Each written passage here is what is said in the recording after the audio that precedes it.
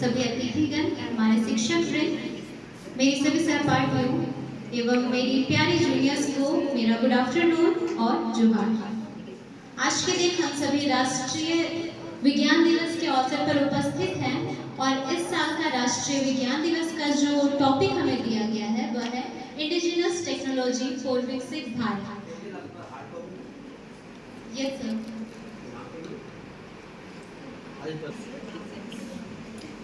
विकसित भारत के लिए इंडिजिनस टेक्नोलॉजी की आवश्यकता क्यों है हमें, ताकि हम आत्मनिर्भर हो सके। आज के दिन जो हमारा मैथड ग्रुप का, हमारा मैथमेटिकल साइंस का मैथड ग्रुप है, उसका जो टॉपिक है वो है वाटर एंड सैनिटेशन, जल और स्वच्छता। यदि आज मैं आपसे कहूँ कि आज बीएड डिपार्टमेंट में पानी नहीं मिलेगा, चाहे वो पीने का पानी हो, चाहे वो बेसिन में हो या वॉशरूम में हो, तो आप कैसा महसूस करेंगे? शायद बहुत ही ज़्यादा अच्छा नहीं रहेगा और पानी ढूंढने लग जाएंगे। आज यदि हवा के बाद किसी चीज़ की हमें बहुत ज़्यादा आवश्यकता है, यदि इस बात को देखा जाए तो वो है जल। हमारा जो पृथ्वी है वो 71% जल है उसमें, और उसमें 96.5% जो जल है वो ओशियन का है, वो सागर का है। और हम लोगों को जो जल हम लोग इस्तेमाल करते हैं वो जल हमारे पास बहुत कम है। स्वच्छ जल जो हमें पीने की आवश्यकता होती है वो बहुत ही कम हमारे जीवन में है। यदि हम वाटर एंड सैनिटेशन को देखें तो इसका हम एक वर्ड निकाल सकते हैं, वाटसन। वाटसन जो दो शब्दों से मिलकर बना है, वाटर एंड सैनिटेशन, जल और स्वच्छता। जल के विषय में यदि हम बात करें तो हम सब ने इस स्लोगन को सुना है, जल ही जीवन है। बिना जल के शायद हम लोग एक दिन भी बिताना हम लोग के लिए बहुत ही ज्यादा मुश्किल हो जाता है। जल का क्या महत्व है हमारे जीवन में? जल हमारे जीवन में ये महत्व रखता है कि यदि जल है तभी हम जीवित हैं, यदि जल है तभी हम एक अच्छे स्वास्थ्य को प्राप्त कर सकते हैं। जल है तो ये इकोसिस्टम को हेल्प करता है, जल है तो ये हमारी कृषि में बहुत सहायक है, क्योंकि हमारा जो भारत है वो कृषि बहुल क्षेत्र है और पानी की बहुत अधिक आवश्यकता होती है कृषि के लिए, तो इससे कृषि में भी बहुत सहायता मिलती है। ऊर्जा उत्पन्न करने के लिए भी जल की आवश्यकता होती है।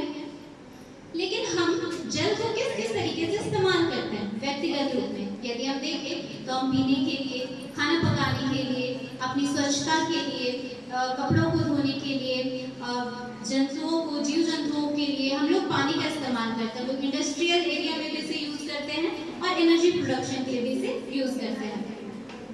यदि हम पानी की बात करें तो कई बार हम लोग इस बात को देखते हैं कि जो चीज़ हमें मुफ्त में मिलती है हमें उसका कोई भी मोल नहीं होता है, और जल वही है हमारे लिए। हम क्या करते हैं, टैप में वाटर हम लोग खुला छोड़ देते हैं कई बार, और कई बार हम लोग आधा खुला छोड़ के उसे आ जाते हैं।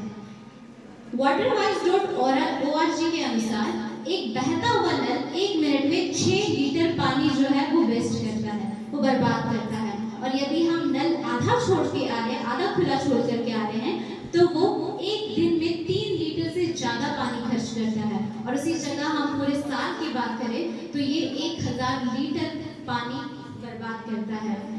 हम इस बात को भी जानें कि आज के दिन 1 बिलियन से ज़्यादा लोग ऐसे हैं जिन्हें स्वच्छ पानी नहीं मिल रहा है, वहीं 3 बिलियन से ज़्यादा लोग ऐसे हैं जिन्हें स्वच्छता की सुविधाएं ही उपलब्ध नहीं हैं।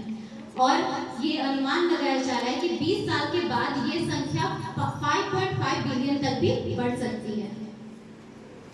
हम लोग ये तो देख रहे हैं कि हम लोग को पानी की आवश्यकता है, पानी की कमी हो रही है। क्यों? क्योंकि हम वेस्ट कर रहे हैं। और कई बार हमें ये भी देखने की आवश्यकता है कि पानी हम लोग पोल्यूट भी कर रहे हैं, जिस वजह से हमें स्वच्छ पानी नहीं मिल रहा है, जिसमें बहुत सारे रीजंस हैं, municipal waste water, industrial waste, ये सारे हम जो पोल्यूशन की बातें वो सारे हम लोग पानी में डालते हैं और वो गंदे हो जाते हैं। इसके अलावा धार्मिक मान्यता जो हमारी है उस कारण हम लोग पानी में बहुत सारी चीज़ें ऐसी डालते हैं जिस वजह से वो पोल्यूट होता है।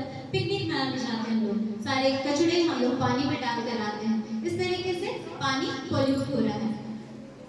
2023 की रिपोर्ट के अनुसार यदि हम देखें तो हमें पता चलेगा कि चंडीगढ़ एक ऐसा स्टेट है हमारे भारत में जहाँ पर पानी की कमी हो रही है, वाटर क्राइसिस हो रहे हैं। और इसके बाद आते हैं हरियाणा, राजस्थान और उत्तर प्रदेश। जल जो है, जल की कमी से हमें क्या क्या प्रॉब्लम हो सकती है? हमें स्वच्छ पानी नहीं मिलेगा, हमारी जो अर्थव्यवस्था है वो नीचे चली जाएगी, क्योंकि यदि हम पानी बर्बाद करेंगे, हमारे पास पानी नहीं रहेगा, तो हम दूसरे देशों से मांगेंगे, हम दूसरे देशों से इसकी मांग करेंगे और कहीं ना कहीं इकोनॉमिक सिस्टम हमारा डाउन होगा, हम आत्मनिर्भर नहीं हो पाएंगे, गरीबी की बातें आएंगी, लड़ाई झगड़े की बातें आएंगी। आज हम खुद देखते हैं कि गांव-गांव में, शहर-शहर में हम लोग पानी के लिए लड़ाई करते हैं एक दूसरे से, और मृत्यु दर भी बढ़ेगा, पानी की कमी से मृत्यु दर बढ़ती है और कुपोषण की बातें भी बढ़ेगी। लेकिन क्या पानी खत्म हो जाएगा? हम इस बात को जाने कि पानी हमारे प्लेनेट में बहुत ज्यादा है, पानी शायद ही खत्म हो सकता है, शायद वो खत्म नहीं भी होगा, लेकिन शुद्ध जल जो हम उपयोग करते हैं वो शायद हमारे उपयोग के कारण, हम जिस तरीके से कार्य कर रहे हैं उस वजह से वो खत्म हो सकता है।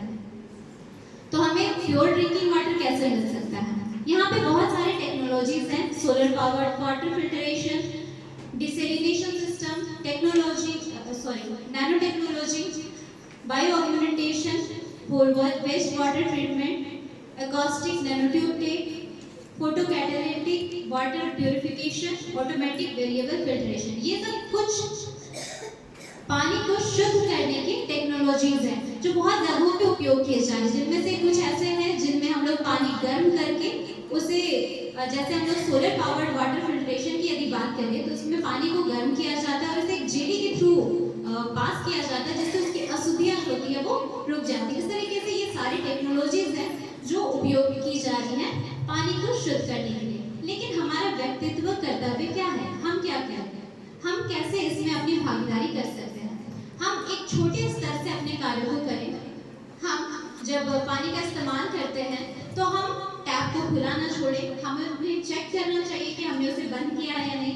पिकनिक स्थल पर हम जा रहे हैं, हमें साफ सफाई का ध्यान रखना चाहिए, हमें वर्षा जल संग्रहण करनी चाहिए।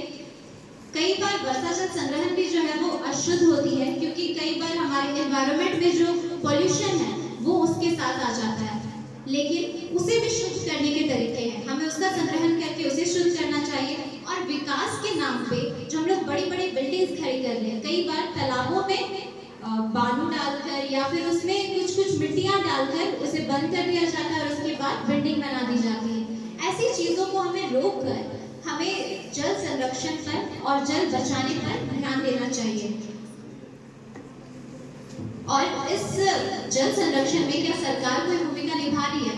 हाँ, हमारी सरकार बहुत ज्यादा इस चीज के लिए तत्पर है कि जल को बचाया जाए।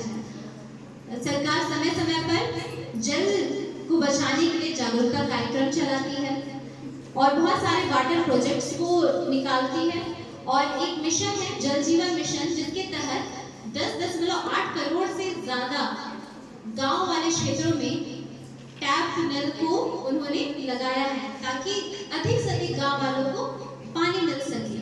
और यही 2024 तक उनका ये मिशन है कि वो सारे गांवों तक इसको पहुंचा सके। इसके साथ ही बहुत सारे ऑर्गेनाइजेशन भी हैं जो कंट्रीब्यूट करते हैं, वो हेल्प करते हैं लोगों को अवेयर करने में और उन्हें ट्रेनिंग देते हैं कि कैसे किस तरीके से जल संरक्षित किया जा सके। और इस तरीके से हम अपने जीवन की रक्षा कर सकते हैं और मानव जीवन की रक्षा कर सकते हैं।